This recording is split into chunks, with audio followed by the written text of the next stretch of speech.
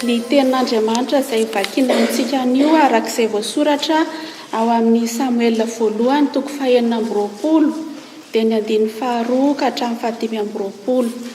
Samuela voalohany toko 2 ny 2 ka hatramin'ny 5 dia ny filazantsara araka ny Luka toko 9 ny 7 ka hatramin'ny 30.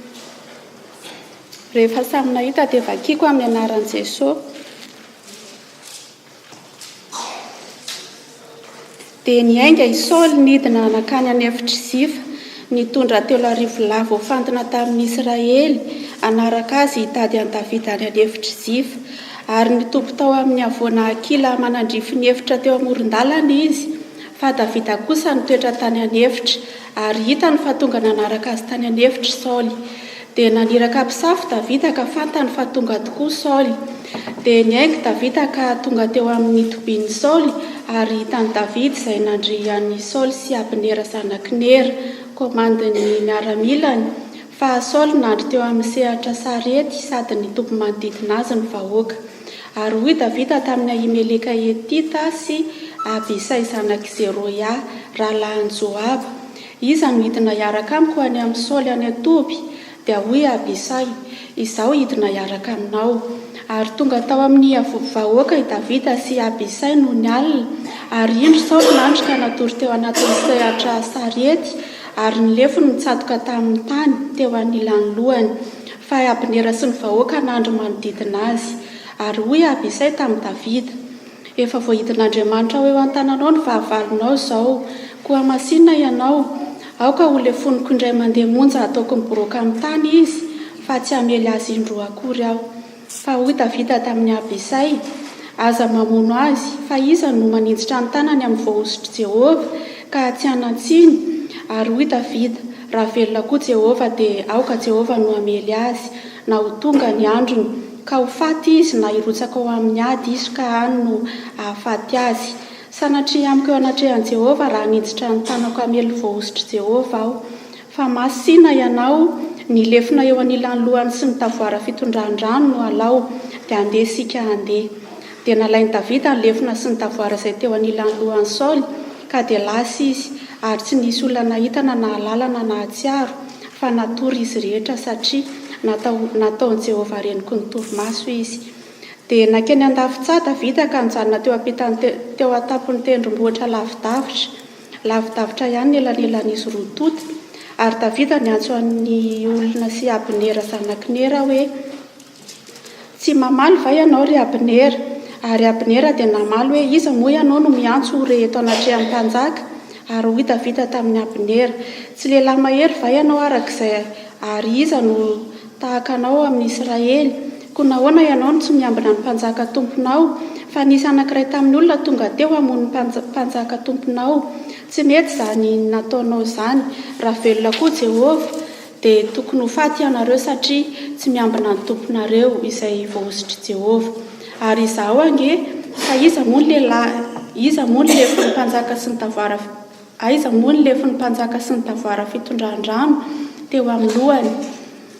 Ary fantatry Saoly ny feon'i Davida ka hoy izy: feonao moa izany ry Davida zanako? Ary hoy Davida: feoko tokoa ry mpanjaka tompoko. Ary hoy koa izy: nahoana ny tompoko no manenjika ny mpanompony? Inona no nataoko ary inona no ratsy amin'ny tanako? Ary ankehitriny masina ianao ry mpanjaka tompoko, mihaino ny tenin'ny mpanomponao. Raha Jehova nanesika anao hamely ahy dia aoka handray fanatitra manompofony izy. Fa raha zanak'olona kosa dia aoka ho vahaozina eo anatrehan'i Jehova izy, satria efa nandroaka ahy androany, tsy hanana anjara amin'ny lovan'ny Jehova izy, ka nanao hoe mandehana manompo andriamanin-kafa. Koa aza vela ho latsaka amin'ny tany lavitra ny Jehova ny rako, fa ny mpanjakan'i Israely nivoaka nitady parasy iray tahaka ny manenjika atsy-po eny an-tendrombohitra. Ary hoy Saoly: efa nanota aho, miverena ry Davida zanako, fa tsy hanisy ratsy anao intsony aho, fa soa teo masonao ny haiko androany. Indro efa nanao adala aho ka diso indrindra. Ary Davida namaly hoe: indro ny lefin'ny mpanjaka, koa asovy nisy zatovo anankiray mankety haka azy. Ny lehilahy izay nanoloran'i Jehova anao teo an-tanany androany dia ho valiany araka ny fahitsiany sy ny fahamarinany. fa tsy nentina ninditra ny tanako hamelony voahositry Jehova aho. Ary indro fa tahaka nanaovako ny ainao lehibe androany no mba hanaovan'i Jehova ny aiko koa lehibe kosa ka hanafahanay amin'ny fahoriana rehetra. Ary hoy Saoly tamin'i Davida, ho tahinana ianao ry Davida zanako, anao dia anao ianao sady ahatotosa, dia lasa Davida fa Saoly kosa nitododo iverina.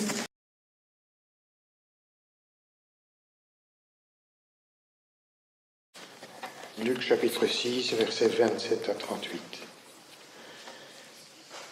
Mais je vous dis, à vous qui m'écoutez, aimez vos ennemis, faites du bien à ceux qui vous haïssent, bénissez ceux qui vous maudissent, priez pour ceux qui vous maltraitent. Si quelqu'un te frappe sur l'une joue, présente-lui aussi l'autre. Si quelqu'un prend ton manteau, ne l'empêche pas de prendre encore ta tunique. Donne à quiconque te demande et ne réclame pas ton bien à celui qui s'en empare. Que ce que vous voulez que les hommes fassent pour vous, faites-le de même pour eux. Si vous aimez ceux qui vous aiment, quel gré vous en saura-t-on? Les pécheurs aussi aiment ceux qui les aiment. Si vous faites du bien à ceux qui vous font du bien, quel gré vous en saura-t-on? Les pécheurs aussi agissent de même. Et si vous prêtez à ceux de qui vous espérez recevoir, quel gré vous en saura-t-on? Les pécheurs aussi prêtent aux pécheurs, afin de recevoir l'appareil.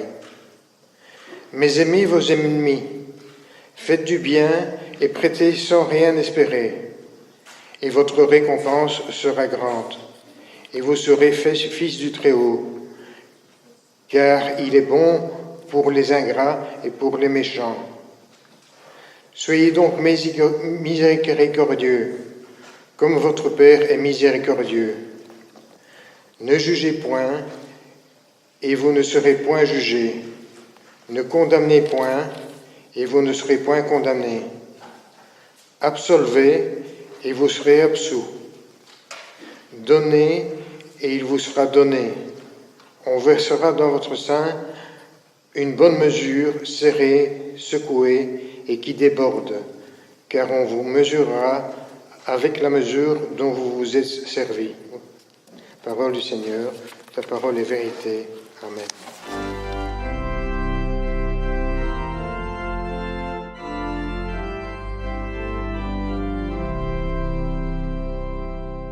Annonce la bonne parole, apporte de bonnes nouvelles. Voilà le thème que l'on m'a communiqué pour aujourd'hui, le thème de votre communauté pour ce mois-ci. Et c'est vrai que dans la réalité qui est la nôtre, et aussi réalité ici dans notre pays, mais aussi dans le pays qui est cher à votre cœur, bien loin d'ici, apporter de bonnes nouvelles, annoncer de bonnes nouvelles, c'est une exhortation qui prend tout son sens. Le monde au sein duquel nous vivons est en attente de bonnes nouvelles. Le monde a besoin de paroles qui réjouissent le cœur, qui donnent de l'allant, qui renforcent l'espérance, qui permettent de garder le regard orienté vers un horizon qui soit plein de joie et qui suscite l'optimisme. Mais si on regarde ce qui se passe actuellement, en tout cas ici, dans notre contexte immédiat, si on regarde ce qui se passe dans plusieurs villes de Belgique tous les jeudis pour l'instant, avec ces jeunes qui défilent dans les rues pour réclamer une meilleure justice climatique, si l'on pense à la grève générale qui a eu lieu le 13 février dernier et qui a paralysé une bonne partie de notre pays, si l'on pense aussi aux manifestations des Gilets jaunes, voilà, on se rend compte que de bien des côtés émane dans notre société cet appel à travailler à une société ou à une politique et aussi à un vivre ensemble qui soit plus respectueux des gens, qui soit aussi un pays avec une économie plus attentive aux besoins des moins favorisés. Mais peut-être que, de notre point de vue aussi, résonne une attente et un appel à voir se manifester un peu plus de spiritualité dans notre pays, un peu plus de profondeur des convictions, quelque chose qui puisse peut-être contrer le zapping religieux auquel nous sommes confrontés pour l'instant. Oui, le besoin de bonnes nouvelles, le besoin d'apporter, de proclamer des bonnes nouvelles, il est réel, il se manifeste ainsi de manière diffuse, et parfois diffuse et parfois plus claire. Et si nous sommes rassemblés ici cet après-midi, c'est parce qu'à un moment donné de notre vie, nous avons fait une rencontre, que cette rencontre a changé notre vie et que nous avons besoin d'entendre une parole qui va nous aider à tenir dans le long terme. Mais je ne suis pas sûre que les deux textes que nous ayons entendus soient à ce point des textes si faciles à entendre pour apporter une bonne nouvelle. À première vue, nous dirions que ces deux textes du premier livre de Samuel et de l'évangile de Luc sont plutôt des textes qui nous assomment tellement leur contenu est dur et rude et exigeant.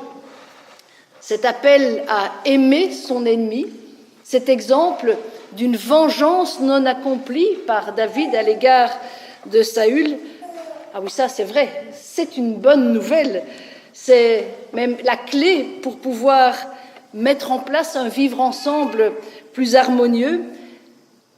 L'amour de l'ennemi et le renoncement à la vengeance, c'est en effet une clé pour une société qui ne va pas porter en elle-même ainsi la menace de sa propre fin. Vous savez qu'une société qui fonctionnerait sur le mode de la vengeance ou qui laisserait s'instaurer le principe de la vengeance est une société qui, à terme, est condamnée. Dans le Premier Testament, on voit déjà que l'instauration par Moïse de la loi du talion, œil pour œil, dent pour dent, qui propose une proportionnalité de la peine et du châtiment en retour, eh bien, on sait que cette loi du talion est déjà un progrès en soi, parce que cela évite la surenchère de la violence et le déferlement du mal dans un groupe humain.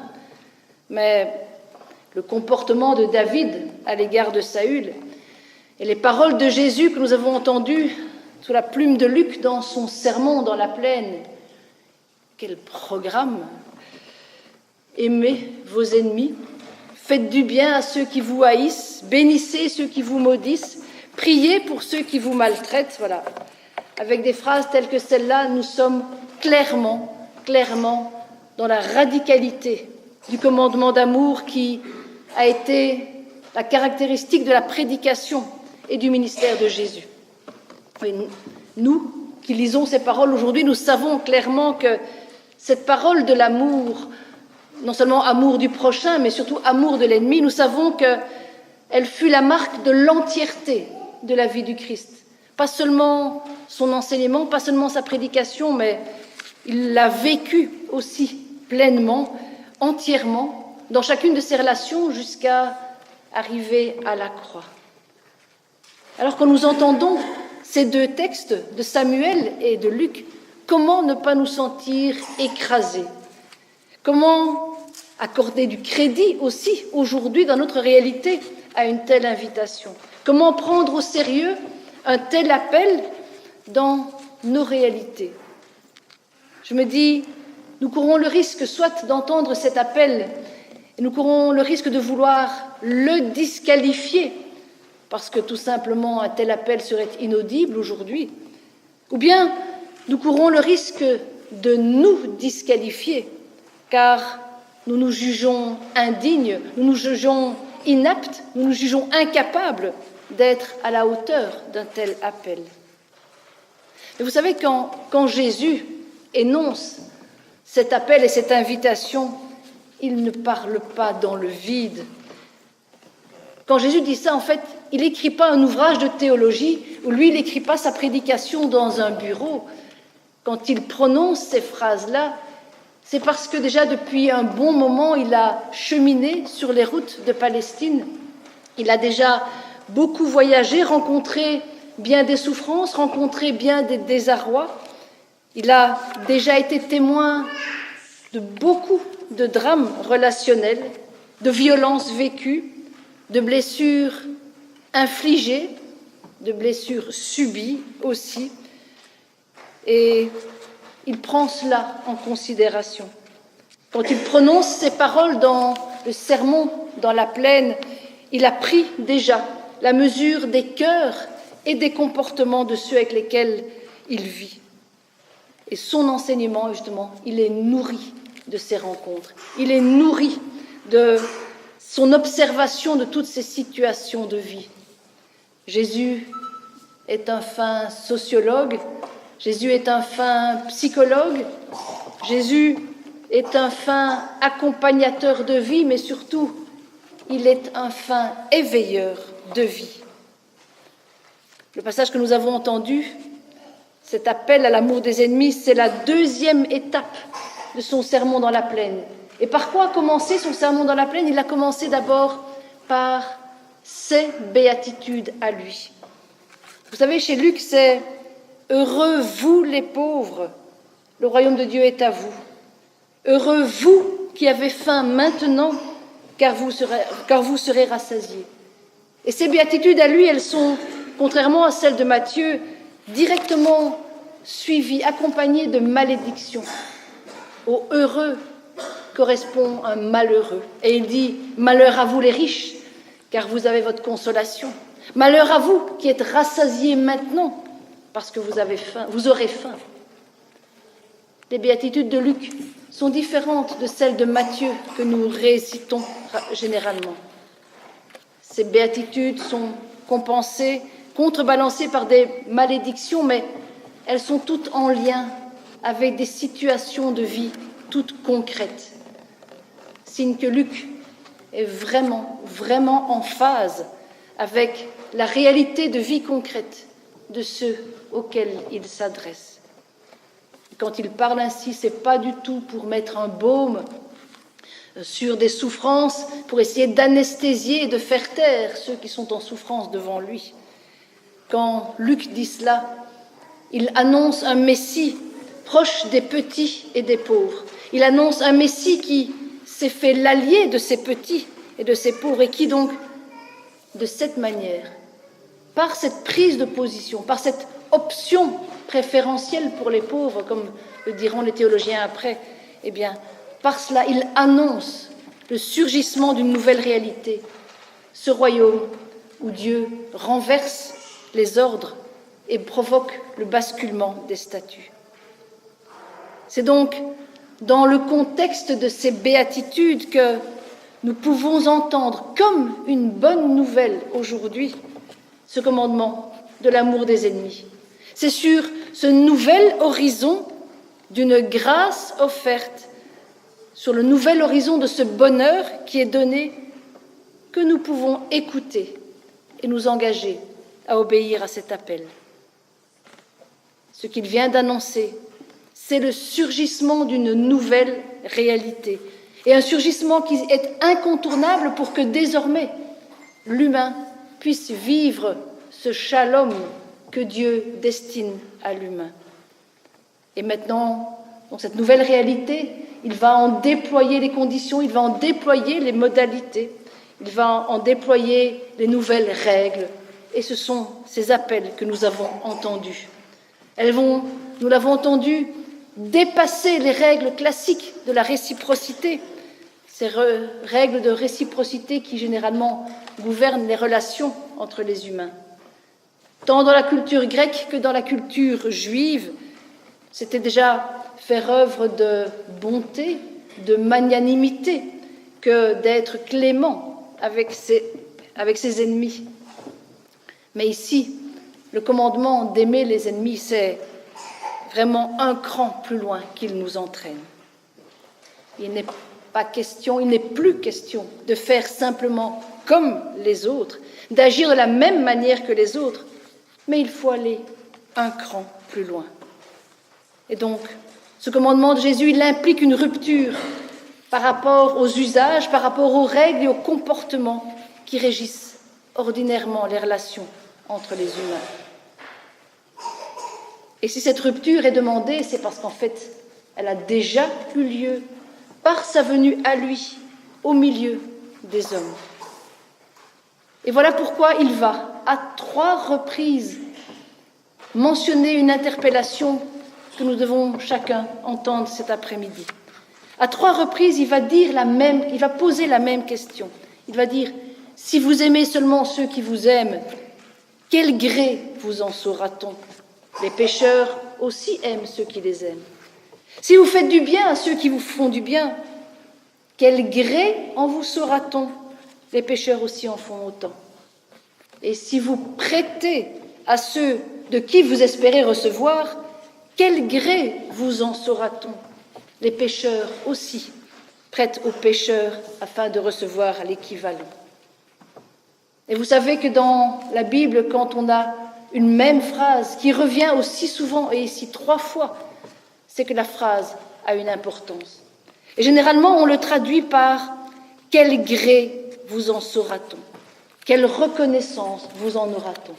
Mais si on regarde le texte grec et qu'on traduit littéralement, on en arrive à une phrase qui dit « mais de quelle espèce, de quelle nature est votre grâce ?» Poiahumin charis estin. De quelle nature, de quelle espèce de grâce est la vôtre? Et cette formulation ne parle pas de récompense, ne parle pas de retour, comme Matthieu va le dire, lui. Chez Luc, nous sommes renvoyés à la nature de la grâce qui nous anime quand nous sommes confrontés à une situation telle que celle-là. Et cette formulation de la grâce, eh bien, elle nous ramène inéluctablement au don premier, à la grâce première qui est là depuis le début dans l'évangile de Luc. Rappelez-vous, dans ce qu'on appelle l'annonciation, quand l'ange vient chez Marie, il lui dit « Marie, tu as trouvé grâce aux yeux de Dieu ». Épisode suivant, avec Zacharie dans le temple, au moment où il va nommer son fils, il va dire que son fils s'appellera Jean. Dieu fait grâce. Yohanan, Dieu fait grâce. Et puis, encore un petit peu après, au chapitre 4, quand Jésus prêche à Nazareth, dans sa prédication, il annonce l'arrivée en sa personne de l'année de grâce du Seigneur. Et l'esprit qui préside aux béatitudes, c'est justement aussi cet esprit de grâce.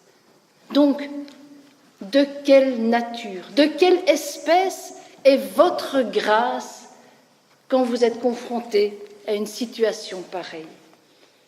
De quelle nature est votre grâce de manière à être capable de quitter cette logique de la réciprocité, cette logique de l'équivalence, pour entrer dans la logique de la surabondance? Voilà chacun des auditeurs, eux à l'époque et nous aujourd'hui, renvoyés à notre propre réalité de vie. Voici chacun face à sa propre réception de ce don et du pouvoir qu'il peut avoir sur chacune de nos vies.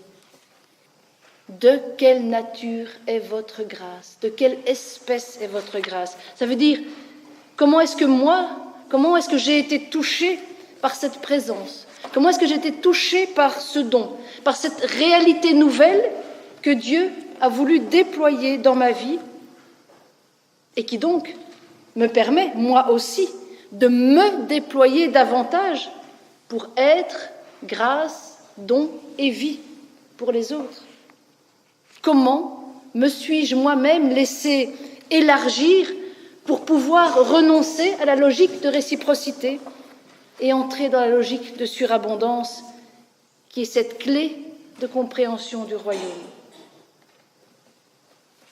Comment donc est votre grâce? De quelle nature est votre grâce? Est-elle à dimension humaine ou est-elle à la dimension de celle de Dieu? Difficile d'y répondre, parce qu'il en va de la manière dont j'ai accepté le don de la grâce qui m'a été faite en premier lieu. Et il en va de la manière dont, maintenant, je la laisse se déployer dans ma vie. Si je n'y mets pas d'obstacle, alors c'est elle qui prend possession de moi, c'est elle qui prend possession de ma vie et la transforme. Si j'accepte ce regard de Dieu sur moi et non le mien. Petite illustration, petite anecdote avant de terminer pour illustrer cela.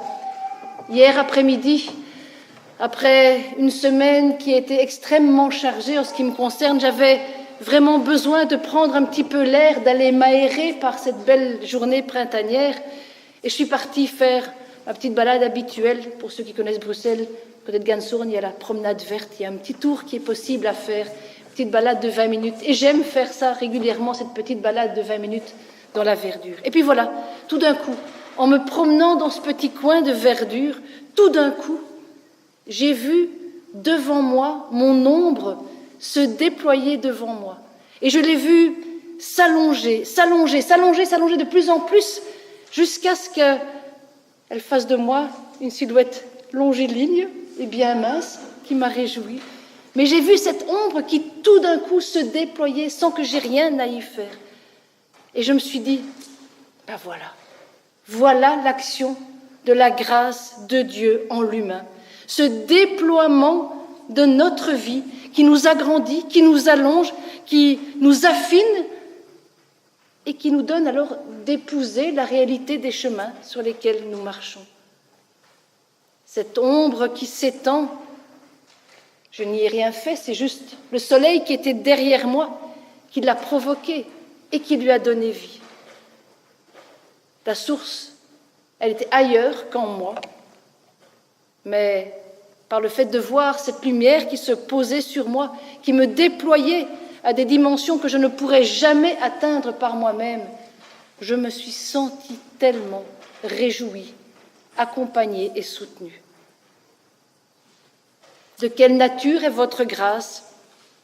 À chacun de nous, le Seigneur adresse cette question pour trouver la clé qui va nous permettre d'entrer dans cette logique de la surabondance qui fait vivre et quitter alors la logique de la réciprocité, cette logique qui inévitablement blesse et détruit. De quelle nature est votre grâce? Soyez miséricordieux, comme votre Père est miséricordieux. Voilà une bien bonne nouvelle à apporter aujourd'hui. Amen.